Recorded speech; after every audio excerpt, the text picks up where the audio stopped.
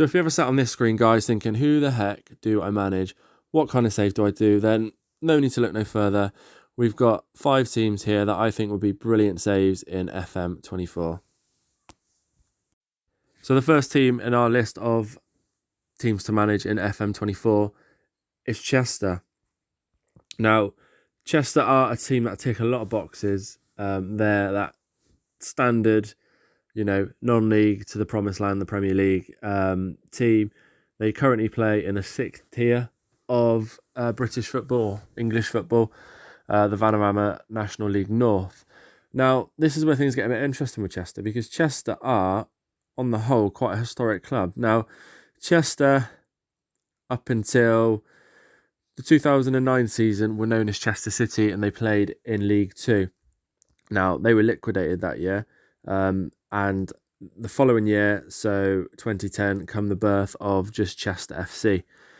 So, as you can see by the graph, they've steadily, I say steadily, they've really shot up the leagues in the early 2010s. They bounced around in the National League for a while. Obviously got relegated on the 2017-2018 season, and they've been in the National League North ever since. The reason why I've chose Chester is because of the fierce rivals. Now, a lot of you that sort of know British football will know that Wrexham are in fact the fierce rivals of Chester City. It's a local derby. It's one of the only, if not the only, I don't think it is the only, cross-border derby. So in effect, international derby. Chester's in England, Wales is in Wrexham. No, Wrexham's in Wales. That would be a bit odd. Wrexham's in Wales, so it essentially is an international derby. Now, because of the high-profile owners of Wrexham, you don't need me to go into that too much, but because Wrexham are currently flying up the leagues, or will be in the near future, this is a perfect opportunity to take over their fierce rivals Chester, who are still in the 6th tier, haven't played league football since 2009, and it's just a great opportunity to not only get up the leagues with a lower league team, but also do it with the fierce rivals of one of the teams of the moment that everyone's talking about. And they're not in a bad shape either. So they're currently predicted to finish 2nd in the league, so that's not too bad. You've obviously got a great team. Let's just have a quick look. A decent team, I suppose, without going into it too much. Finances, you've got 300,500 in the bank, and the projection's looking quite healthy as well there. So no debts, I hope. Yep, no debts. So the only probably downside to the team is the facilities. You've got adequate training, basic youth facilities, but you have got a decent stadium with a good capacity for this level. So everything is there to make Chester a team for the future, a team you can take forward, and you can stick it to Wrexham as well, can't you? So the second team in our list of teams is another English team this time, but it's Reading FC. Now, the Reading save is probably give you a good balance of being a little bit difficult, yet quite satisfying, quite exciting. And here's why. I mean, you couldn't probably class Reading, apparently a mouthful, but Reading a sleeping giant. But as soon as 2013 they were playing in the Premier League, and you find 10 years later they've just been relegated to League One. Now, if we go and take a quick look at League One, they're down in 11th as far as predicted teams go to get promoted. Now, that obviously says they're not meant to bounce back up straight away. So, yeah, you've obviously not got the squad capable of challenging for promotion apparently, but as we all know, and we're all FM players, that can soon change, can't it? So if we take you over to the finances, the projection doesn't look good. Although we do have 1.7 in the bank at the minute, we have got a debt of 77 million. However, by the looks of it, that is repayable on the departure of the chairperson. So who knows? That could be 10 years. That could be 2 years. That's a bit of a mystery, that one. But again, that's £83 million hanging over the club at some point. So that's a bit tough. Yeah, Reading have had a lot of problems financially, hence why they are in the League One. And also, I did forget to mention that it's only 4 points, but yeah, Reading have a 4-point deduction, which could also play in. It could play a part at the end of the season, couldn't it? But the one thing I did want to show you, and probably the exciting part of this save, is before we do show you that, I've just showed you a little sneak peek there, but you've got excellent training facilities, great youth facilities, which then leads me back into the development centre where we've got a host of first team candidates here. By the looks of it, Boyce Clark is a 20-year-old goalkeeper. It looks like he could slot straight into the League One team, decent with the potential to be Premier Division. Again, Caelan Vickers is a 5-star potential for the Premier League. So you've got lots of good players. I mean, just looking in the under 18s, you've got 3 off the top of the table there. So you've got plenty of youth. You've got plenty of youth to sit there and develop over the next couple of years. Whether or not they get snapped up by the Premier League clubs, of course, that's a potential. It always is. But again, that's quite the excitement of it. You've got, on one hand, the struggle of Reading, the 4-point deduction, the fact that they don't predict you to go straight back up this year, balances with you've got a fantastic youth system by the looks of things, and you can hopefully produce some wonder kids. So, yeah, pretty exciting that one, guys. Maybe an obvious one for some people, but the third club I've chose is Hamburg of the Bundesliga 2 over in Germany. Now, like I said, maybe an obvious one. Hamburg are a sleeping giant, as you can see. They've got some pretty big honours. European Cup Winners' Cup, 6 Bundesliga titles, and a UEFA Champions League title. So this is a team that knows about winning and has won a lot in the previous years. However, they're about to start their 6th year in the Bundesliga 2. And the thing that makes Hamburg that little bit more sort of special, I suppose, to take over as a sleeping giant is, yes, this is their 6th season in the Bundesliga 2. But the last 2 years, they've gone into the relegation/promotion playoff and lost on both years. And they just finished outside the playoffs the 3 years before that. So they've always been right on the cusp of being promoted, but for 5 seasons straight, they just haven't been. As you can see, how it works in Bundesliga 2 is if you finish in 4th, you're outside the playoffs. If you finish 3rd, you'll play the team in 16th place in the Bundesliga above, and they've lost both games, both years really. So definitely a sleeping giant.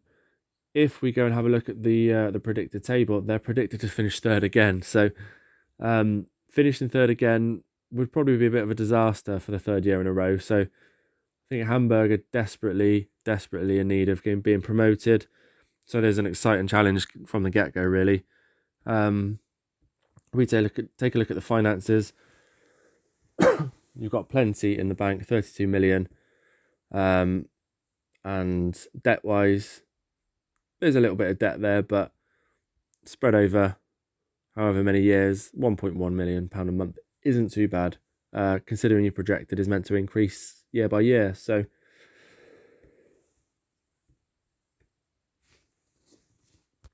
this one is one of those typical saves in Germany where you have a sleeping giant, you have all the facilities, as we can quickly have a look. You've got the big 57,000 seater stadium, 47 seated, but 57,000 capacity stadium. You've got excellent training facilities. You've got great youth facilities. And in the development centre, looks like you've got pretty decent first team candidates, a lot of 4-star, probably 5-star potential players to come through in the years. So this is another save where you take on the sleeping giant. The idea, of course, is to get promoted, build a fantastic squad, and challenge these guys, FC Bayern at the top. Now looking at our 4th club, guys, we're over in Spain where we're looking at Espanyol. Now, Espanyol have been bouncing up and down the leagues at the moment. they got relegated in 2020. Now, of course, we all remember what happened in 2020, but that was the first time that Espanyol were relegated from La Liga since 1994. And as you can see, they bounced straight back up and then they got relegated 2 years later. So currently they are in the Spanish second division. If we have a quick look at the league, predicted to go straight back up. So the media obviously think we've got a squad that is completely capable of challenging and going straight back up, which should be a priority really, because looking at Espanyol's finances, of course they got £23 million in the bank, but the projection, obviously, if we stay in this league, is to get worse and worse. So we need that gone. Obviously, debts are zero. But probably the biggest thing about this save is your city rivals, aren't you? Your city rivals to Barcelona, and who needs an introduction into Barcelona exactly? Barcelona, top of the first division. The idea should be to get Espanyol back into the La Liga, and they need to be at the top challenging, and hopefully knocking Barcelona off their perch really. So that should be the aim of the save really. Looking at this, you've got your 40,000 all-seater stadium, excellent training facilities, excellent youth facilities. Looking at the development centre, you've got a couple of players there. You've got a couple of players that are, 5-star potential there. El Hilali, possibly, who's a 5-star potential ability Moroccan, playing right back. So yeah, again, it's one of those saves.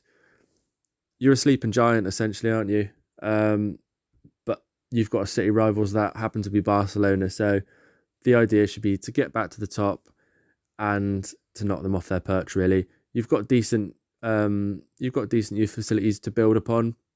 So it should be one of those exciting saves, really. And finally, another club to add to the list of potential teams to manage is none other than Inter Miami. Now, of course, for obvious reasons. But there's a little bit of a twist on this one. So, obviously, Inter Miami play in the MLS. We've started the save on the 9th of Jan, which is pre-season for the US teams. Now, you can choose to do, obviously, original mode, real world mode, or my world mode. So we've chose real world mode. So how it will work, if you chose to do it this way, is you'd play the first half of the season with the team you've got. You play it with this team, and you are predicted to finish 6th, which isn't too bad, actually. However,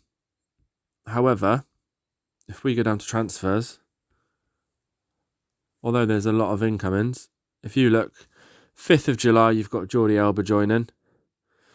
16th of July, you've got Sergio Busquets joining. And of course, the 15th of July, you've got none other than the GOAT, Lionel Messi, joining. So, essentially, you'll play the first half of this save with the team you've got. The second half of the season, you'll have none other than the best player in the world coming in to join your team. So you'll play through till here, and then you'll have Lionel Messi left for the last little push of the season. Now, where you'll end up, obviously, who knows? But with an additional Lionel Messi joining you with the last 8, 9, potentially 10 games of the season, who knows where you'll end up? So that could be quite fun, and that's a great way to test out the new real world mode as well. So I thought that was a really good idea. And also, if you're anything like me and you probably haven't played too much in the MLS on Football Manager, it's a great way to get to know the league, because although on obviously financial status rich, and on the whole it looks £123 million in the bank, great.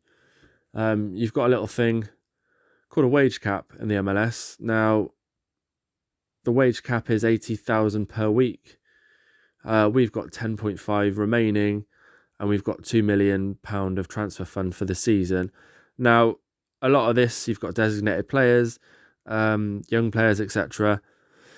So it's a good way to try a different experience, really. it's so different to European football in the sense of how it's all set up. So it's a great way to educate yourself, have a little bit of fun with something different, and of course, test out the new mode if you wanted to play half a season without Messi and half a season with Messi, or just a little bit less than half a season. However, you can also just choose to play it in original mode, and you'll start the season in January with Busquets, Messi, Jordi Alba, and probably have even more chance of winning everything. So there we go, guys. There's my top 5 teams to take over in FM24, giving you a variety of different save ideas, I suppose, from financial difficulty to exciting youth players and youth teams, and your sleeping giants and stuff. And I thought Inter Miami was a great way to try something completely different in FM if you're looking for that kind of thing, and also test out the new game mode, really. So anyone you think probably should have made it into the top 5, I probably will at some point do another video with another 5 teams, because the list is quite long. I just sort of picked out 5 that I thought were really good starters kind of thing. But yeah, if you think there's any that should have been in this top 5, or that you think should be in another top 5, then feel free to leave a comment. Tell me what kind of saves you like, and what's your sort of ideal go-to scenario when you come to a save in FM24. So again, thanks for watching, guys. Like and subscribe, and I will see you in the next video.